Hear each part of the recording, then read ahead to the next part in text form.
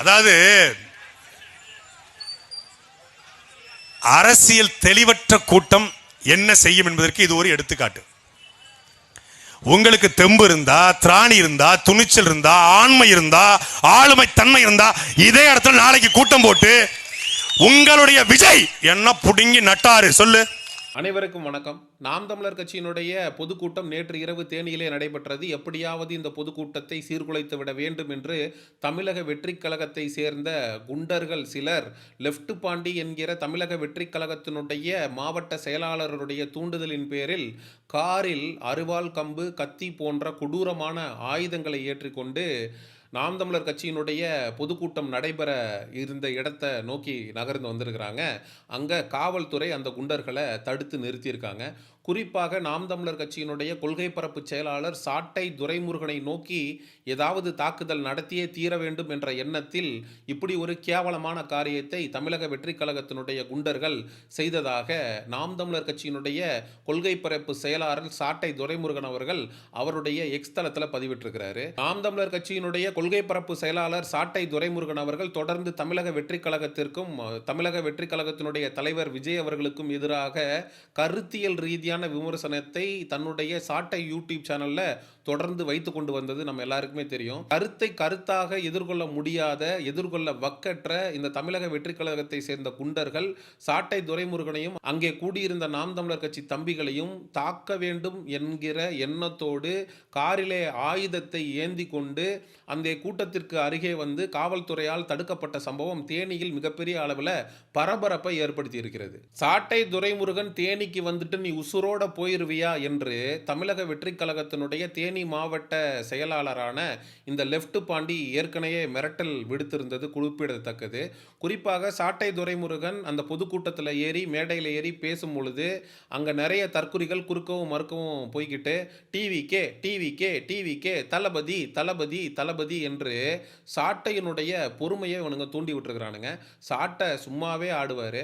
இவங்க காலில் சலங்கையை கட்டி விட்டா கேட்கவா வேணும். நேற்று தேனி மாவட்டத்தில் நடந்த பொதுக்கூட்டத்தில் மனுஷன் ஒரு ருத்ர தாண்டவமே ஆடி விட்டுருக்கிறாரு. ஆண்மை இருந்தா, உங்களுக்கு திராணி இருந்தா, தெம்பு இருந்தா, நான் வைக்கக்கூடிய கேள்விகளுக்கு நீ நாளைக்கு இதே இடத்துல மேடை போட்டு பதில் சொல்லு. உனக்கு கருத்தியல் ரீதியாக மோதுறதுக்கு உனக்கு வக்கு இருக்கா என்று கேட்ட சாட்டை துரைமுருகன் அவர்கள், நான் தேனிக்கு வந்தால் உயிரோட திரும்ப மாட்டேன்னு சொன்னியே, தேனியில் தாண்டா நிற்கிறேன் அப்படின்னு மேடையை தட்டி அவன் ஊர்லேயே போய் அவன் பொருளையே எடுத்து அவனே போடுற மாதிரி சவால் விட்டுட்டு வந்த அந்த காட்சிகள் சமூக ஊடகங்களில் ஆக்கிரமிச்சிருக்கு. சொல்றா என்ன விட்டா நான் பாட்டில் டீசெண்டா பேசிட்டு போயிருவேன். நீ சீண்டுன்னு வை, நான் 7 மடங்கு ஏறி அடிப்பேன். உனக்கு தலைவன் ஓடுகாலி விஜய், எனக்கு தலைவன் பிரபாகரன். சும்மா சீண்ட கூடாது. ஓரமா போனையா டிவித்தியா ஓடிப்போ, விசில வச்சு எங்கேயாவது ஊதிடுத்திரி. மடக்கி மடக்கி ஊதினாலும் தமிழ்நாட்டில் இந்த மடையர்களுக்கான விடிவு ஏற்படாது. அதான் ஓரமா போ. தொடர்ந்து சாட்டை துரைமுருகன் அவர்களை அந்த பொதுக்கூட்டத்தில் பேச விடாம இடையூறு செய்தது மட்டுமல்லாமல், ஏண்டா டே அந்த மனுஷனை விட்டுருந்தா அவர் பாட்டுக்கு பேசிட்டு போயிருப்பார். சும்மா இருந்தவனை சுரண்டி விட்டு ஏண்டா வந்து வாயை கொடுத்து வாங்கி கட்டிக்கிறீங்க. வேலியில் போகிற ஓனானை தூக்கி வேட்டியில் விட்ட கதையா, ஊரில் போகிற மாரியாத்தா ஏன் மேலே வந்து ஏறாத்தா அப்படின்ற மாதிரி சாட்டை துரைமுருகன் விட்டு லெஃப்ட் ரைட்டு தேனியில் இதே லெஃப்ட் பாண்டியுடைய கோட்டையில் ஓட்டையை போட்டுட்டு வந்திருக்காரு சாட்டை. அப்படிங்கிறது தான் 100க்கு 100 மறுக்க முடியாத உண்மை. சொன்ன தேனிக்கு வந்துட்டு உசுரோட திரும்ப டே அங்கதான் நிக்கிறேன், இங்கதான் நிக்கிறேன் தம்பி. இங்க உன்ன மாதிரி அட்டகத்து கிடையாது, உன்ன மாதிரி அட்டகத்து கிடையாது. 14 வழக்கு குண்டர் சட்டம். நாம் தமிழர் கட்சியினுடைய கொள்கை பரப்பு செயலாளர் சாட்டை துரைமுருகன் மீது 14 வழக்குகள், ஒரு குண்டர் சட்டம். இவ்வளோத்தையும் மீறி தான் இன்னைக்கு தமிழ்நாட்டு அரசியல் களத்தில் எந்த விதமான சமரசமும் இன்றி மக்களுக்காக நாங்கள் களத்தில் நிற்கிறோம், போராடிட்டு நிற்கிறோம். கருத்தியல் ரீதியாக எதிர்கொள்ள உனக்கு திராணி இருந்தா அதை செய். அதை விட்டுட்டு ஆயுதங்களை எடுத்துட்டு வர்றது, சாட்டை பேசிக்கிட்டு இருக்கும்போது தளபதிங்கிறது, டிவிக்கேன்னு கத்துறது, ஓரமாக போய் டீயை வித்துட்டு போடா அப்படின்னு சொல்லி அசிங்க படுத்திட்டு போனார்ல. இந்த உங்களை அசிங்கப்படுத்தினதுக்கு ஒரு அரை நாள் அரசாங்க விடுமுறையே விடலாண்டா.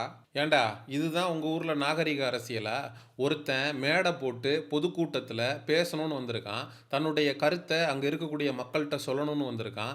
அதை சொல்ல விடாமல் தடுத்து அந்த கூட்டத்தில் வந்து கலவரத்தை ஏற்படுத்துறதுக்கு ஆயுதங்களோட வந்து நின்று ஒருத்தன் தேனிக்கு வந்து அவன் உயிரோட திரும்ப மாட்டான் அப்படின்னு வன்முறையை பேசி கலவரத்தை தூண்டும் விதமாக செயல்படக்கூடிய இந்த நபர்கள் மீது இந்த காவல்துறை என்ன நடவடிக்கை எடுத்திருக்கு அப்படிங்கிறத இந்த இடத்துல நம்ம கேட்டே ஆகணும். ஆனால் ஒரு விஷயத்தில் நம்ம காவல்துறையை பாராட்டி ஆகணும்.